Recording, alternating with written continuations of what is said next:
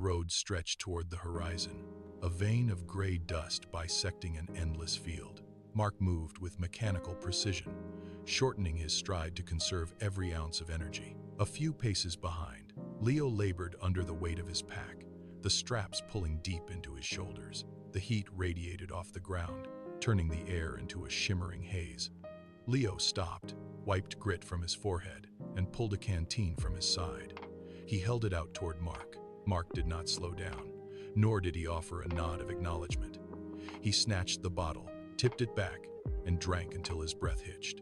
He wiped his mouth with the back of his hand and thrust the bottle back at Leo without a word. Not a glance, not a thank you.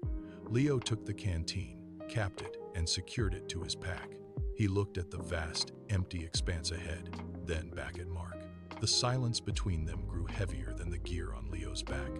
They continued their trek, the sound of their boots crunching against the dry earth, the only rhythm in the heat. Mark surged a few steps ahead, his focus locked firmly on the path, leaving Leo to trail in the dust he kicked up. A sudden glint of dark leather broke the monotony of the gray road. It lay half buried in the dirt, discarded near a sharp bend. Mark saw it first. He lunged, his fingers clawing into the dry earth to snatch the object before Leo could react. He scrambled to his feet, holding the item aloft with a wide, jagged grin. "Look, I have found a fortune." "Look," he shouted, the sound echoing across the empty fields. Leo stopped walking. He looked at the wallet, then at the surrounding horizon, his expression hardening. He took a step toward Mark, keeping his voice steady. "We are traveling together. We should share the responsibility of finding the owner." Mark did not hesitate. He pulled his elbows in, tucking the wallet tight against his chest, and darted back a pace. His eyes narrowed, scanning the road ahead as if expecting a challenge. "Finders keepers," he hissed, his voice dropping into a sharp, defensive tone. "This belongs to me alone." He turned his back to Leo, shielding the find with his body, and took a firm stance in the center of the path. The distance between them widened, the air thick with his sudden, frantic greed. The air was still for only a heartbeat. Then, a raw, ragged sound tore through the silence from behind the bend. Shouts, angry, rhythmic, and closing fast. Mark spun around, his boots skidding on the loose gravel. A half-dozen men were sprinting toward them, their faces twisted with intent. They pointed at the road, their voices coalescing into a single, terrifying command. "Stop those thieves." The words hit Mark like a physical blow. The color drained from his face, leaving his skin a sickly, pallid gray. He gripped the leather item against his ribs, his knuckles turning white, but his hands began to tremble with a violent, uncontrollable twitch. He took a staggering step back, his eyes darting from the approaching men to the empty road behind him.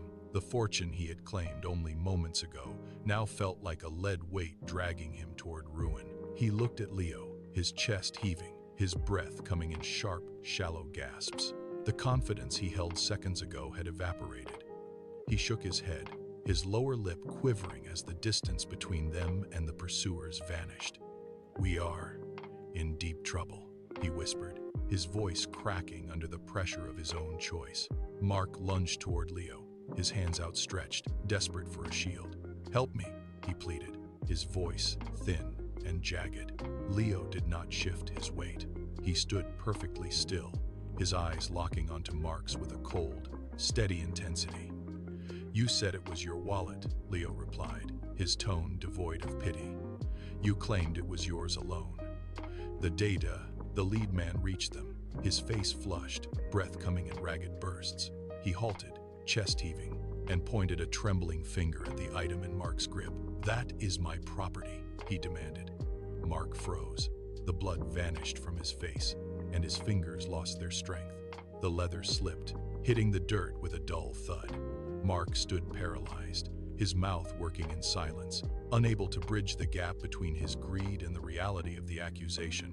Leo stepped forward, the movement smooth and deliberate. He stooped to retrieve the wallet from the dust, brushing it off before extending it toward the man. "We just found this, and we're looking for the owner," Leo said. The man snatched the item, checked its contents, and let out a long, ragged breath of relief. He nodded once, turned, and signaled his group to follow.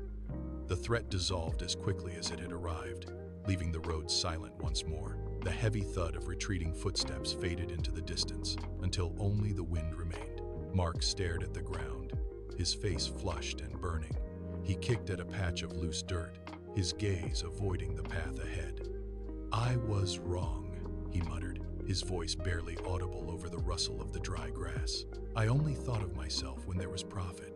He waited for a response, but the silence stretched thin. They began to walk again as the sun dipped toward the horizon, turning the sky a bruised purple. Leo moved with a steady, rhythmic pace, eyes fixed on the road ahead. He did not look back, his stride lengthening. "If you claim the profit for yourself," Leo said, his voice cutting through the evening air with finality, "you cannot expect others to share the burden of your mistakes." Mark walked behind him, his own steps heavy and uneven in the dust. The sun vanished, leaving the road in shadow. They continued in total silence, the weight of the day pressing into the earth with every footfall. The lesson was etched into the stillness, a cold reminder that greed leaves no room for allies when the consequences finally arrive.